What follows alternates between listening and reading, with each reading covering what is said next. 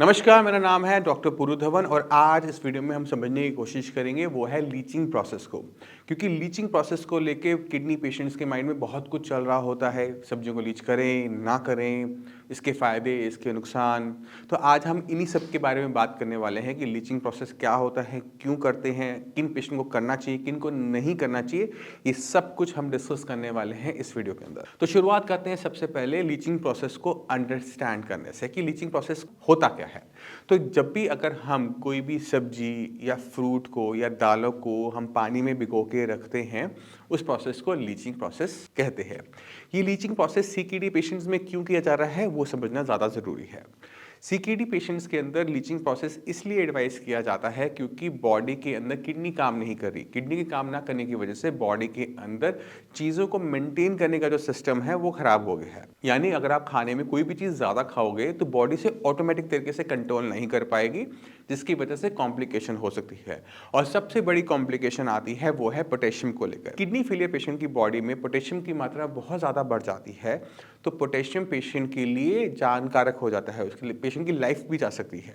क्योंकि पोटेशियम हमारी मसल्स को नॉर्मल जब मात्रा में होता है, नॉर्मल वैल्यूज़ में होता है तो ताकत दे रहा होता है। मगर अगर पोटेशियम की मात्रा बहुत ज़्यादा बढ़ जाए तो वही हमारी मसल्स के अंदर फटीग पैदा करता है। अब आपको सोच रहा होगा कि आपकी मसल्स सिर्फ आपके हाथ पैर में तो है, फटीग हो गया तो क्या हो गया, हम ढीले हो जाएंगे, हम सो जाएंगे, हम लेट जाएंगे। ऐसा नहीं होता। हमारा जो हार्ट है वो भी मसल्स का बना हुआ होता है, जिसने हर सेकंड पंप करना होता है ब्लड को। उसमें कॉन्ट्रैक्शन होती है, उसमें एक्सपेंशन होती है। अगर वो थक गया, वो काम करना बंद कर दे तो ब्लड का सर्कुलेशन रुक जाता है, पेशेंट की डेथ हो जाती है। इसी वजह से इस पोटेशियम को कंट्रोल करने के लिए कभी कभार पेशेंट को लीचिंग प्रोसेस कहा जाता है। अब लीचिंग प्रोसेस में हम क्या कर रहे होते हैं, हम सब्जी लेते हैं, उसे छोटा छोटा काटते हैं और 4-5 घंटे पानी में छोड़ देते हैं। अब पानी में जाने के बाद क्या होता है कि पानी जैसे ही सब्जी के कांटेक्ट में आता है तो सब्जी के अंदर जितना भी सॉल्ट हो गया या फिर विटामिन मिनरल्स हो गए, वो सारे के सारे पानी में भी चले जाते हैं। फायदा क्या होता है पोटेशियम कंट्रोल करने में कि किसी पेशेंट की बॉडी में पोटेशियम की मात्रा ज़्यादा ना जाए, पेशेंट का पोटेशियम ना बढ़े। तो आपको इससे तो समझ में आ गया कि हमने लीचिंग प्रोसेस क्यों एडवाइस किया था। इसके फायदे तो समझ में आ गए, अब इसके नुकसान भी एक बार देख लो। जब हम किसी सब्जी का हम लीच करते हैं तो पोटेशियम के साथ साथ और चीज़ें भी जा रही हैं, विटामिन जा रहे हैं, मिनरल्स आ रहे हैं, जो भी चीज़ वाटर सॉल्युबल है वो उन सब्जियों से निकलकर बाहर आ जाएगी और आपको अब होगा नुकसान, क्योंकि आप खाना तो खा रहे हो बट ना उसमें विटामिन पूरे हैं, ना उसमें मिनरल पूरे हैं। तो पोटेशियम को कंट्रोल करने के लिए हमने अपनी बॉडी में विटामिन मिनरल्स की कमी कर ली, जिससे वजह क्या होता है कि बॉडी वीक होती चली जाती है। बॉडी जितनी वीक होती चली जाएगी उतनी जल्दी ही हमारी किडनी भी वीक होती चली जाएगी, और जैसे जैसे किडनी वीक होती चली जाएगी क्रिएटिनिन भी बढ़ेगा और बाकी बॉडी के ऑर्गन्स भी वीक होते चले जाएंगे। तो लीचिंग प्रोसेस बहुत सावधानी से करना चाहिए, कंडीशनल होता है, हर पेशेंट को नहीं करना होता, ये समझने की बहुत ज़्यादा ज़रूरत है।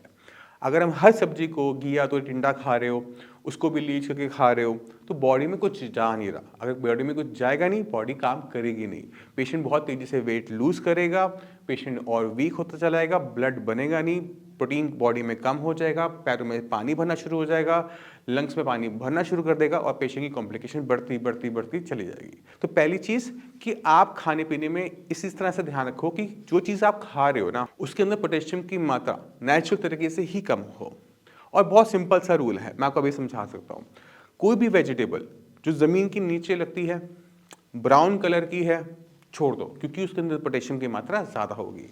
जैसे आलू है, शकरकंदी है, अरबी है, जिमीकंद है, ये सारी सब्जियां ब्राउन कलर की हैं, ज़मीन से नीचे लगती हैं, इनके अंदर पोटेशियम भर भर कर होता है। तो इन सब्जियों को आपको अपनी डाइट से बाहर कर देना चाहिए। अब जितनी भी सब्जियां बचती हैं, जड़ से लगने वाली सब्जियां हों, जैसे गाजर है, मूली है, प्याज है, लहसुन है, बट इनका कलर ब्राउन नहीं है, ये आप खा सकते हो।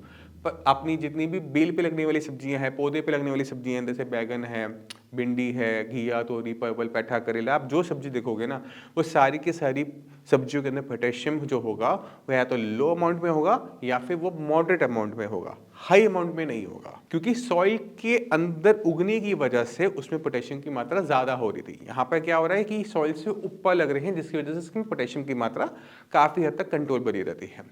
और आपने ध्यान क्या रखना होता है कि हरे पत्तेदार सब्जियों का आपने साग नहीं बनाना, उनकी चटनियाँ नहीं बनानी।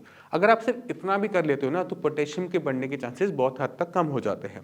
कुछ चीज़ों का आपने और ध्यान रखना होता है। अगर आपका पोटेशियम की मात्रा बढ़ रही है, कि पहले आपने सेंधा नमक नहीं खाना। मार्केट में बीपी कंट्रोल करने वाले टाटा लाइट सॉल्ट आता है या फिर कोई और सॉल्ट जो भी आ रहा है, वो आपने नहीं लेना, क्योंकि अगर आप उसके पैकिंग को ध्यान से पढ़ोगे ना तो आपको उसमें दिखेगा कि इसमें 15% पोटेशियम क्लोराइड एडेड होता है। इस वजह से इस सॉल्ट को भी हमें छोड़ना होता है।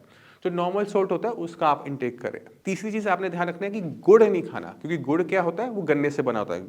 गन्ना लिया, गन्ने का जूस निकाला, जूस को हमने पकाया और इतना सा गुड़ बना दिया, यानी इतने से गुड़ के अंदर इतने सारे गन्नों का पोटेशियम होता है, जिसकी वजह से थोड़ा सा भी गुड़ खाने पे हमारा जो पोटेशियम के लेवल से बहुत ज़्यादा बढ़ जाता है। अगर हम इन चीज़ों को छोड़ देते हैं तो काफ़ी हद तक हमारा पोटेशियम कंट्रोल में बना रहता है। फ्रूट्स की कैटेगरी में कुछ चीज़ों का ध्यान रखना होता है, जैसे हमारा कोकोनट हो गया, बनाना हो गया, एवोकेडो हो गया, ड्राई फ्रूट्स हो गए। ये जो फ्रूट्स हैं जो आपकी लिस्ट आपकी स्क्रीन पर आ रहे हैं, इनको भी आपने पूरी तरह से अवॉइड करना होता है, क्योंकि इनके अंदर भी पोटेशियम की मात्रा ज़्यादा होती है। अगर हम इन चीज़ों को छोड़ देते हैं तो पोटेशियम हर चीज़ के अंदर मॉडरेट अमाउंट में है या फिर लो अमाउंट में है, जो कि आपकी बॉडी में चांसेस है कि पोटेशियम को ना बढ़ाए, नॉर्मल लिमिट से भी बाहर नहीं जाएगा। अब आप जब पूरा खाना खा रहे हो, बिना लीच करके खा रहे हो, तो आप देखोगे कि आपकी बॉडी में वीकनेस भी नहीं आ रही, खाने में टेस्ट भी आ रहा है, जिससे पेशेंट की बॉडी अच्छे तरीके से चलती है। यानी लीचिंग प्रोसेस उन्हीं पेशेंट को बोला जाता है जहाँ पे पोटेशियम की मात्रा ज़्यादा हो। जिन पेशेंट की बॉडी में पोटेशियम ठीक आ रहा है, उन्हें सब्जियों को लीच करके खाना नहीं चाहिए। अब चलते हैं कि लीचिंग प्रोसेस कैसे किया जाता है, एक बार उसको एक्सप्लेन कर देते हैं। तो आपने किसी भी सब्जी का लीचिंग करनी हो या किसी भी चीज़ की लीचिंग करनी हो, आप अगर सब्जी बड़ी है तो उसे छोटे छोटे 1-1 इंच के छोटे छोटे टुकड़ों में काट लो और उसको पानी में भिगो के रख दो और प्रोसेस डन। 3 से 4 घंटे छोड़ना है, बना लेना है, पानी ठंडा हो चलेगा। कुछ लोग क्या करते हैं कि वो पानी में पहले एक उबाला देते हैं, फिर उसको दोबारा बनाते हैं। वो काम मत करो, क्योंकि जब आप उसको पूरा उबाल दोगे तो एक तो पहले पूरा पोटेशियम निकलता नहीं है, क्योंकि आपने उसको काटा नहीं था। ठीक है, उसमें काटना जो है एक ज़रूरी प्रोसेस है। और हर सब्जी को लीच कर लेने का मतलब ये नहीं कि इसमें पोटेशियम कम हो जाएगा। जैसे आलू है, आपने आलू को उबाल दिया है ना, स्किन उतार दी, उससे समझते हैं कि आप वो लीच हो गया। ऐसा नहीं है, आलू को आपको पहले छोटा छोटा काटना पड़ेगा, उसके बाद से पानी में छोड़ना पड़ेगा, वही लीचिंग है।